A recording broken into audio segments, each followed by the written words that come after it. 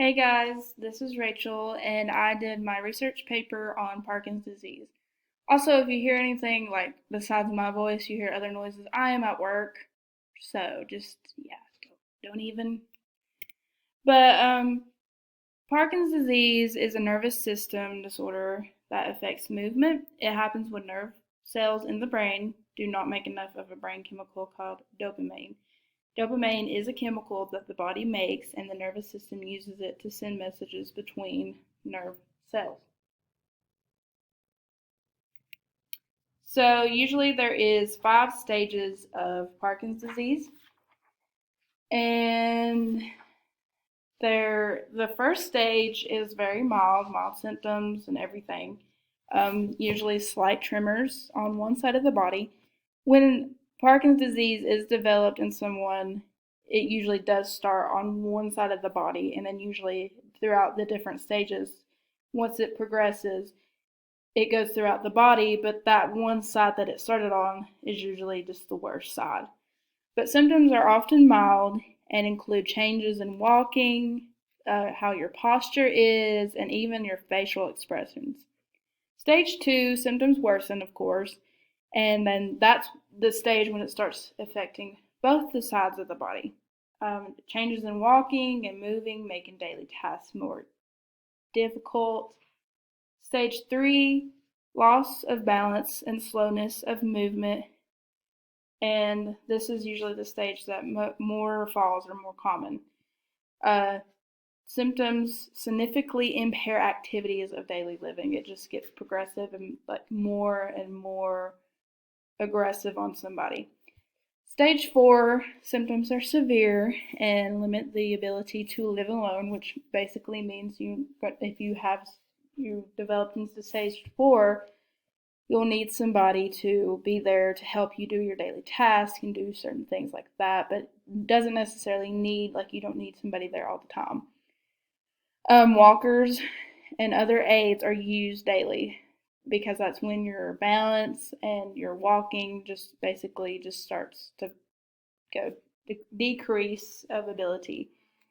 And stage 5, this is usually the last stage, is the worst stage of Parkinson's disease.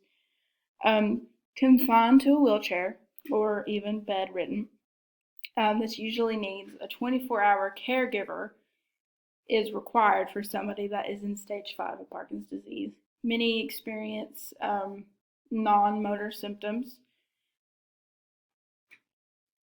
And let's go on to some of the symptoms of Parkinson's disease. So usually Parkinson's disease symptoms begin on one side, usually remain worse on the side it started on. So some of the symptoms are a tremor. A tremor is it's a shaking, and it usually begins in the hand or fingers. It also slows movement, hardly to walk.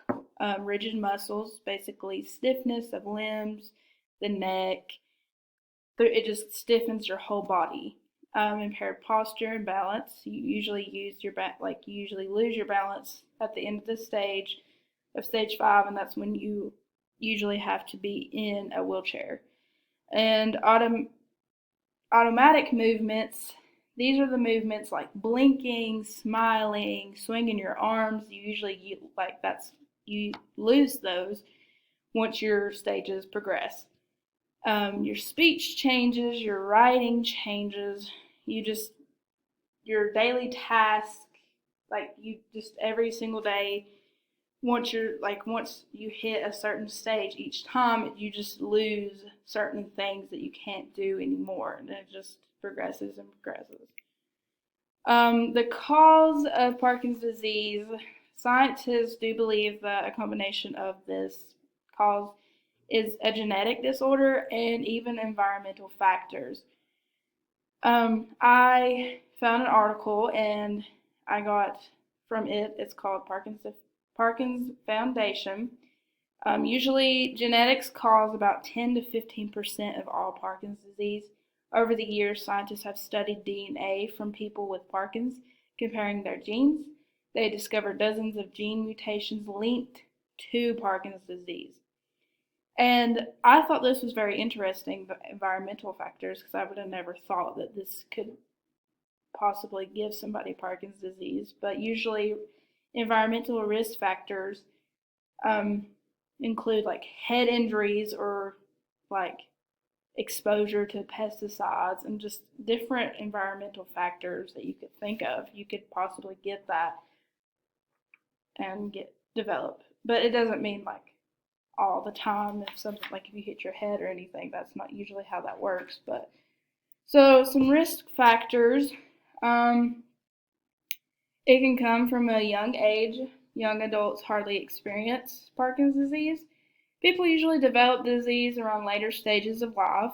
Um, Common to develop Parkinson's if having close relatives that have Parkinson's disease. Someone can develop. Oh, I was reading the wrong thing. Sorry. Let's go on to some complications of Parkinson's disease. People can develop with Parkinson's disease, they can develop depression and emotional changes. Usually depression comes in the early stages because people at a young age that do develop this disease don't know what they're going into, and it just usually gets them upset and depressed. And people develop difficulties of swallowing because this disease affects the muscles in your mouth.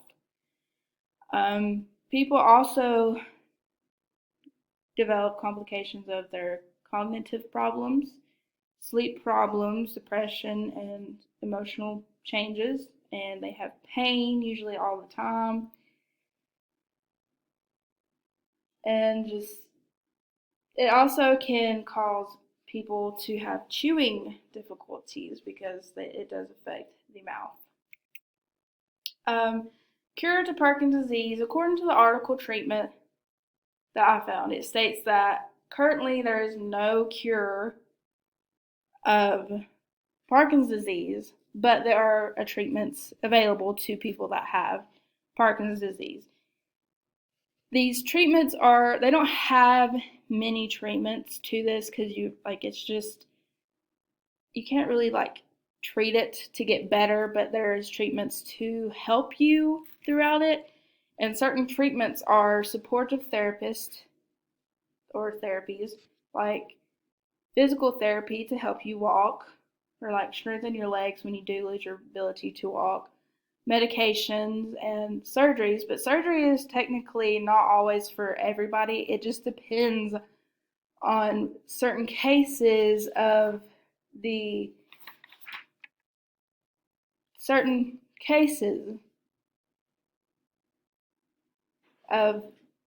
Parkinson's. It just depends on how progressive or aggressive that someone has.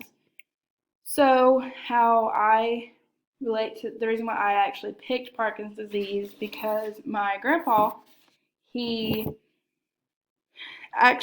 passed away in August of 2018, and he actually had Parkinson's disease. But at a very young age, I would always see my grandpa shaking his hands, which is a tremor. I really never thought about it or even thought he had a disease. I'm not really sure when he developed it, but it definitely got worse and worse. He ended up having the surgery for it. The surgery ended up not helping him, and it made it worse on him. He ended up in a wheelchair, stage 5, for the last moments of his life. Later on, he did develop dementia, and he just got sicker. He died in August 2018, and I was very close to him. I was actually his only granddaughter he had, and it was very emotional for me because it was my first week of college. I was at Mars Hill at the time, and he passed away the first week I started college. But it got worse and worse on him, and there was just nothing else for, he just couldn't. But the little flower that I put on, it's on the right. It's actually the symbol for Parkinson's disease. You can see the P and D in it. And I would actually, one of the things I actually want to do is actually get that as a tattoo for remembrance of my grandfather. And yeah, that's why I picked Parkinson's disease, and I thought it was kind of interesting to learn more about it because I never really did learn. I didn't really know much about it until I actually learned about it, and it was really interesting. And now I know what my grandpa had to go through, and it was just, yeah. So that's my PowerPoint. Thanks for listening.